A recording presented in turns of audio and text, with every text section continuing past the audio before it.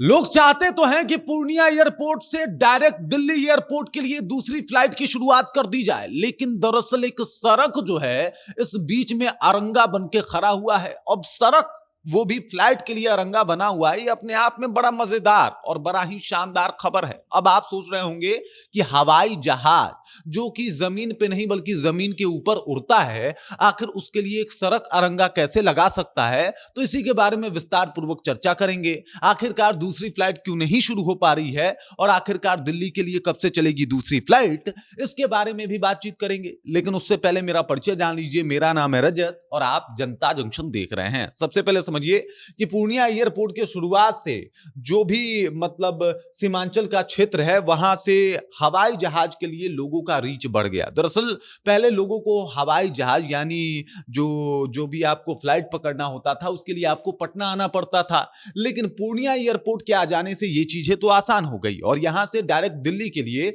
अभी मात्र एक ही फ्लाइट चल रही है। और इसी को लेके जो है वो लगातार पूर्णिया के लोगों का ये डिमांड है कि भाई दूसरी फ्लाइट की शुरुआत की जाए, जल्दी से जल्दी दूसरी फ्लाइट लाई जाए ताकि लोगों का जो आना जाना है वो आसान हो पाए। लेकिन एक बड़ा कारण है, एक सड़क है जो एकदम से इसके ऊपर पेच फंसा रहा है। अब सड़क कैसे पेच फंसा रहा है तो आपको बता देता हूं। पूर्णिया से दिल्ली की नई फ्लाइट शुरू होने में जो ये सड़क रोड़ा बन रहा है, इसके पीछे का कारण है कि पूर्णिया एयरपोर्ट से अभी 4 लेन कनेक्टिविटी नहीं हो पाई है और इसी कारण से दिल्ली की दूसरी फ्लाइट शुरू होने में देरी हो रही है। वरना फ्लाइट तो तैयार है उड़ने के लिए, लेकिन जो 4 लेन कनेक्टिविटी है वही नहीं हो पा रहा है और इसी वजह से यात्रियों को समस्या हो रही है। बिहार के पूर्णिया एयरपोर्ट से दिल्ली जाने के लिए लोग एकदम से लगातार प्रयासरत रहते हैं। जैसे मतलब दिल्ली का जो फ्लाइट है वो एकदम से फुल रहता है, दूसरा कोई टाइम नहीं है। इस वजह से तमाम लोगों को दिक्कत भी होती है और इस सड़क की वजह से थोड़ा सा जो है वो समस्या भी जो है वो हो रहा है। आपको बता दूं कि जिला प्रशासन की ओर से एयरपोर्ट की 4 लेन कनेक्टिविटी को लेकर सर्वे का कार्य भी पूरा कर लिया गया है।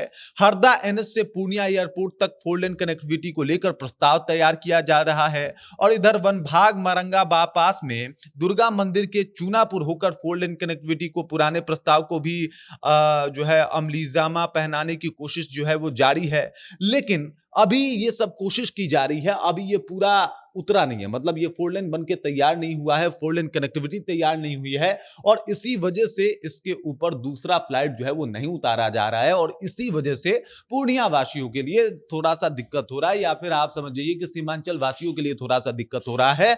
उनके सफर में थोड़ा सा समस्या आ रही है।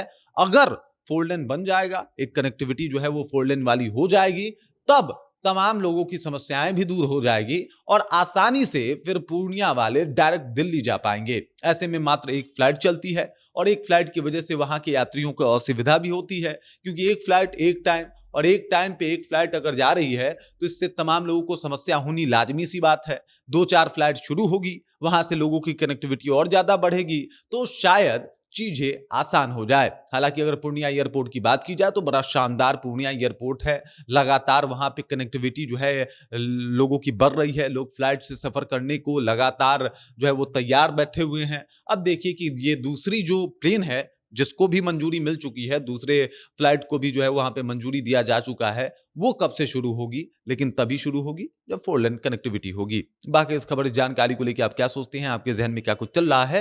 कमेंट कीजिए, अपना विचार हम तक पहुंचा दीजिए। बाकी आप देख रहे हैं जनता जंक्शन और मेरा नाम रजत है।